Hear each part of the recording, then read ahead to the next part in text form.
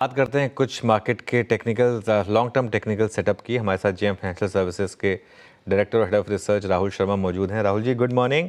Rahul ji, Nifty ये pen कब तक रहने वाली है और कितनी डाउनसाइड दिखती है आपको यहाँ से? क्या रीसेंट लो जो था 23,050 का, उसको एक तरीके का बॉटम समझा जाए या वो टूटेगा? क्या हम 22,000 तक भी बढ़ेंगे? Good morning Anuj ji. I think ये एक लास्ट लेग है। ये जो सारा जो हमारा पेन पीरियड है उसका एक कैपिचुलेशन लो हमें लगता है कि आने वाले 8 से 10 सेशन में देखने को मिल सकता है। अब जो हिसाब से पूरा 13 दिसंबर से लेके जो एक नया दौर मंदी का चालू हुआ उसमें रिलायंस ने आउट परफॉर्म किया है मार्केट को। तो इसके पहले वाला जो फेज था उसमें रिलायंस एक तरह से ड्रैग कर रहा था निफ्टी को। बट एक यहाँ पर सिल्वर लाइनिंग है कि पिछले एक महीने के इस पीरियड में रिलायंस ने आउट परफॉर्म किया है। यहाँ पर शॉर्ट कवरिंग देखने को मिली है। लास्ट वीक में भी यहाँ पर तकरीबन 6% की शॉर्ट कवरिंग देखने को मिली और कहीं ना कहीं जो एक रीजन था मार्केट फॉल का वो अभी मार्केट को यहाँ पर सपोर्ट करता हुआ दिख रहा है। सो आई थिंक एक सिल्वर लाइनिंग यहाँ पर डेफिनेटली जरूर बिल्डअप हुई है। प्राइवेट बैंक्स अभी भी काफी प्रेशर में है और आईटी जो कि एक तरह से डिफेंसिव था एक तरह से ड्रैगर बन चुका है निफ्टी इंडेक्स के लिए। सो इंस्टीट्यूशनल पोजीशनिंग, सेक्टर रोटेशन और साथ में जो हिसाब से निफ्टी का टेक्निकल सेटअप है इसको देखकर हमें लग रहा है कि अच्छी संभावना है निफ्टी के अंदर आपको एक 22,700 22,800 के आसपास का एक पैनिक लो देखने को मिले, कैपिचुलेशन लो देखने को मिले। आई थिंक वहां पर निफ्टी एक बॉटम बना के चल सकता है और फिर वहां से जो रिकवरी आएगी हमें लगता है कि निफ्टी आपको पोस्ट बजट आपको शायद 24,500 25,000 के लेवल भी दिखा दे। सो पोजिशनल पॉइंट ऑफ व्यू से आई थिंक नेक्स्ट 5 से 10 सेशन में आप जिस दिन निफ्टी आपको 300-400 पॉइंट नेगेटिव मिले, जिस दिन एक डीप करेक्शन आए उस दिन आप बाय करके चले। इस डाउन मूव को आप पुट्स के जरिए प्ले करके चल सकते हैं। अगर ट्रेडर है, शॉर्ट टर्म में ट्रेडिंग करना है तो 30,000 के जो पुट ऑप्शन है मंथली वाले उन्हें बाय करके चले। But on the flip side I think जो जो रिस्क रिवॉर्ड है वो इंक्रीमेंटली यहाँ पर बेहतर होता जा रहा है लॉन्ग पोजीशंस के लिए। शायद बजट वो एक इवेंट होगा पाइवेटिल जो मार्केट को एक तरह से बूस्टर देगा। शायद रेट कट होगा। आई थिंक मार्केट ही इसे कंफर्म करेगा, लेकिन ओवरऑल हमें लगता है कि एक final leg of correction, final leg of crackdown यहाँ पर देखने को मिल सकता है आने वाले कुछ सेशंस में। ओके, अच्छा, ठीक है। तो इस मूव को 24,500 को फिर क्या लीड करेगा? क्या रिलायंस साइन दे रहा है लीडरशिप के, या कोई और स्टॉक लीड करेगा? जी हाँ, देखिए लॉन्ग शॉर्ट अप्रोच रखिए। लॉन्ग में क्लियरली निफ्टी 50 में अगर हम स्कैन करें तो रिलायंस की लीडरशिप है।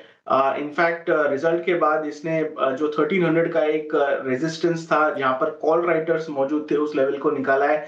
मुझे लगता है स्लोली ग्रेजुअली 1400 तक रिलायंस बढ़ता हुआ दिख सकता है, यानी कि तकरीबन 100-125 पॉइंट की रैली रिलायंस में आने वाले समय में देखने को मिल सकती है। सो अगर आपका महीने भर का पर्सपेक्टिव है तो रिलायंस में लॉन्ग करके चल सकते हैं। शॉर्ट अप्रोच आप आईटी में लेके चल सकते हैं। जो फ्रेश ब्रेकडाउन हमें आज देखने को मिला है कोफोर्ज में है। कोफोर्ज में 8500 का सपोर्ट लेवल ब्रीच हुआ है और नीचे में हमें लगता है 8200 तक के टारगेट्स कोफोर्ज में देखने को मिल सकते हैं। या तो आप इसे शॉर्ट करके चल सकते हैं 8650 के स्टॉप लॉस से, या फिर आप 8400 के जो पुट ऑप्शंस है तकरीबन 225 230 के रेंज में ट्रेड हो रहे हैं, इन पुट ऑप्शंस को बाय करके चल सकते हैं इस डाउनसाइड को प्ले करने के लिए। तो लॉन्ग शॉर्ट अप्रोच रखिए क्योंकि market is still not out of the woods. और जहां तक हमें लगता है कि आईटी है, आईटी के अंदर डिसअपॉइंटिंग रहा है रिजल्ट्स, और जो हिसाब से आईटी इंडेक्स ने एक नया लो बनाया है हमें लगता है कि आने वाले सेशंस में यहाँ पर और नीचे की तरफ ट्रैक दिखता हुआ दिख सकता है। ओके, अच्छा राहुल जी, गुड मॉर्निंग। वीरेंद्र बोल रहा हूँ। आपने अपनी टिप्पणियों में अपने इस एनालिसिस में बजट को एक बड़ा इवेंट मानते हुए उसको एक ऐसा इवेंट माना है जो कि बाजार की दिशा दशा बदल सकता है। ऐसे ही कुछ सेक्टर्स जिनकी बहुत स्ट्रॉन्ग सेंसिटिविटी होती है बजट के साथ, उसमें कैपिटल गुड्स भी है जो कि आपका ओवरसोल्ड भी है। यहाँ पर आपकी रीडिंग क्या कह रही है? जी आप देखिए, बजट के एंटिसिपेशन में थोड़ा एक हमने लास्ट वीक में देखा कि पीएससी इंडेक्स ने अच्छा परफॉर्म किया। आज हमने देखा कि जो डिफेंस स्टॉक्स है उनमें पॉजिटिव ट्रैक्शन है। कैपिटल गुड्स के अंदर डेफिनेटली यहाँ पर एक तरह से ट्रैक्शन रहेगा और इसमें हमारा जो ध्यान है लार्सन एंड टूब्रो में है। यहाँ पर एक स्टॉक ने डबल बॉटम बनाया है। तकरीबन जो नवंबर का लो था वो अभी तक स्टॉक के अंदर ब्रीच नहीं हुआ है और हमें लगता है कि यहाँ पर अगर आपका 2 से 3 महीने का व्यू होता है as an investment by L&T के अंदर सेटअप काफी बढ़िया है और हमें लगता है कि आने वाले समय में आने वाले क्वार्टर में हमें लगता है कि आपको वापस जो 4000 के आसपास के जो हाईज थे जो हमने दिसंबर में देखे थे रीअटेन होते हुए दिख सकते हैं और शायद वो लेवल निकलता हुआ भी दिख सकता है। सो कैपिटल गुड्स में आई थिंक एल&टी सबसे बेस्ट पिक रहेगा। रिलेटिव स्ट्रेंथ यहाँ पर काफी अच्छी है बाकी स्टॉक से कंपैरिजन में और एज ए डिलीवरी बाय आप लार्सन एंड टुब्रो में बाय करके चल सकते हैं बजट के हिसाब से। ओके, ये हो गया delivery by L&T for budget perspective. एक दो स्पेस और जो कि पिछले कुछ दिनों के चार्ट पैटर्न्स और अपने ओआईस में होने वाली तब्दीली के कारण काफ़ी प्रभावशाली रहे हैं राहुल जी, उसमें है केमिकल बास्केट। आप स्पेशली एसआरएफ को देखिए, आप नवीन फ्लोरिंग को देखिए, आप आरती इंडस्ट्रीज में अच्छी शॉर्ट कवरिंग है। इस स्पेस में आपको कुछ अच्छा नज़र आ रहा है? ये केमिकल्स पेचीदा जरूर रहता है लाइक इसमें ट्रेंडिंग मूव देखने को नहीं मिलते। हमने पास्ट में भी देखा है कि 10-15 दिन का मूव आता है फिर फिजल आउट हो जाता है। लेकिन अब इनफैक्ट खास करके जो वॉल्यूम्स हुए हैं नवीन फ्लोरिंग का सेटअप हमें सबसे ज्यादा प्रोमिसिंग लगता है। 9 जनवरी को एक बड़ा वॉल्यूम कैंडल यहाँ पर बना था, उसके बाद लगातार स्टॉक ने अगेंस्ट मार्केट यहाँ पर स्ट्रेंथ बनाई रखी है। मुझे लगता है कि सूनर देन लेटर आपको इसमें जो जनवरी का जो हाई है 4000 के आसपास का निकलता हुआ दिखेगा और ओवरऑल अगर हम इसे जूम आउट करके देखें तो हेडरूम जो है वो काफी बड़ा है। तकरीबन 4500 तक की जगह भी आने वाले समय में देखने को मिल सकती है।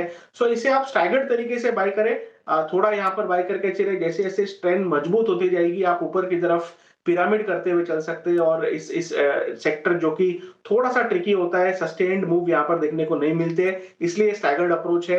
जैसे जैसे स्टॉक में लेवल्स निकलेंगे, जैसे इमीडिएट लेवल एक है 3850 का, 3850 के बाद 4000 और उसके बाद इवेंचुअली हमें लगता है कि 4500 तक का मूव देखने को मिल सकता है। तो केमिकल्स में लाइक सिलेक्टिवली आप फोकस करके चल सकते हैं। इस स्टॉक का सेटअप हमें सबसे ज्यादा प्रोमिसिंग लगता है। साथ में आई थिंक एनबीएफसीज की यहाँ पर बात की जा सकती है, खास करके जो बजाज ट्विंस है इनमें एक रिलेटिव स्ट्रेंथ बनी हुई है, यानी कि बैंक निफ्टी ने नया लो बनाया, निफ्टी ने नया लो बनाया, लेकिन बजाज ट्विंस कहीं ना कहीं अभी भी अपने लो से काफी दूर है और रिलेटिव स्ट्रेंथ एग्जिबिट कर रहे हैं।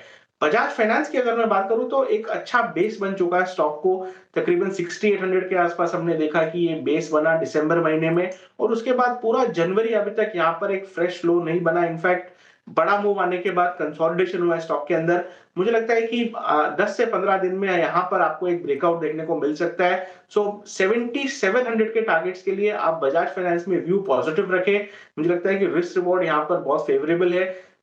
थोड़ा यहाँ पर बाय करें 7200 के आसपास, अगर 71 आए तो वहां पर ऐड करें। 7000 का स्टॉप लॉस रहेगा और हमें लगता है कि यहाँ पर एक strong breakout specially rate cut के आसपास देखने को मिल सकता है बजाज फाइनेंस में। ओके, बजाज फाइनेंस पे आपका ये व्यू है। अच्छा, एक दो पॉकेट्स को और राहुल जी इस डिस्कशन में यहाँ पे इंक्लूड कर देते हैं जहाँ पे शायद आज थोड़ी प्रॉफिट बुकिंग है, बट मोर और लेस वो स्टॉक बहुत स्ट्रांग रहे हैं। आप देखिए, चाहे वो जुबिन फूड्स हो, चाहे वो इंडियन होटल्स हो। इंडियन होटल्स आज बैकफुट पे है। आप हुडको को देखिए, एक दो पॉकेट्स, इंडिविजुअल पॉकेट्स, आप बीएससी को देखिए, आप कैम्प्स को देखिए, आप एमसीएक्स को देखिए। अभी इंडिविजुअल पॉकेट्स में यहाँ पे कहाँ इंटरेस्ट है आपका? जी आई थिंक जो एक फिल्टर हम लगा रहे हैं हमारे टेक्निकल स्टडीज में वो ये कि कौन से वो स्टॉक्स है जिन्होंने दिसंबर लो बनाया, जनवरी लो उससे हाई, यानी कि मंथ ऑन मंथ बेसिस पे स्टॉक्स ने रिलेटिव परफॉर्मेंस दिखाई है। तो यहाँ पर एक सेटअप सबसे इंटरेस्टिंग हमें लगता है एस्कॉट्स के अंदर। यहाँ पर दिसंबर लो बना 3100 के आसपास और जनवरी में लगातार ये स्टॉक हायर लोज और हायर हाइज बनाते हुए चल रहा है और यहाँ पर हमें लगता है कि जो एक तरह से अगेंस्ट द मार्केट मूव देखने को मिला है, यहाँ पर आपको स्ट्रेंथ बनती हुई दिख सकती है। तो पोजिशनल पर्सपेक्टिव से एस्कॉट्स को बाय किया जा सकता है इन लेवल्स के ऊपर। यहाँ पर एक डेथ क्रॉसओवर जरूर हुआ था दिसंबर महीने में, लेकिन फ्रेश सेलिंग देखने को नहीं मिली। अब हमें लगता है कि गोल्डन क्रॉसओवर हो जाएगा आने वाले समय में, आने वाले 2 से 3 वीक के अंदर और मुझे लगता है कि वापस 4000-4200 के लेवल्स यहाँ पर रीअटेन होते हुए दिख सकते हैं। So from a positional perspective Escorts को बाय करके चला जा सकता है। काफी बेहतरीन सेटअप है। यहाँ पर आप 3400 का स्टॉप लॉस लगाए लॉन्ग पोजीशंस के लिए, या फिर कॉल ऑप्शंस आप फरवरी के बाय करके चल सकते हैं, जहां पर हमें लगता है कि एक बड़ा मूव आई थिंक इस स्टॉक के अंदर ड्यू है, खास करके जो रिलेटिव पोजीशनिंग निफ्टी के साथ यहाँ पर काफी बेहतरीन देखने को मिल रही है इस वोलेटिलिटी वाले पीरियड में। चलिए राहुल जी बहुत बहुत शुक्रिया अब हमसे इन सब टॉपिक्स पर बात करने के लिए।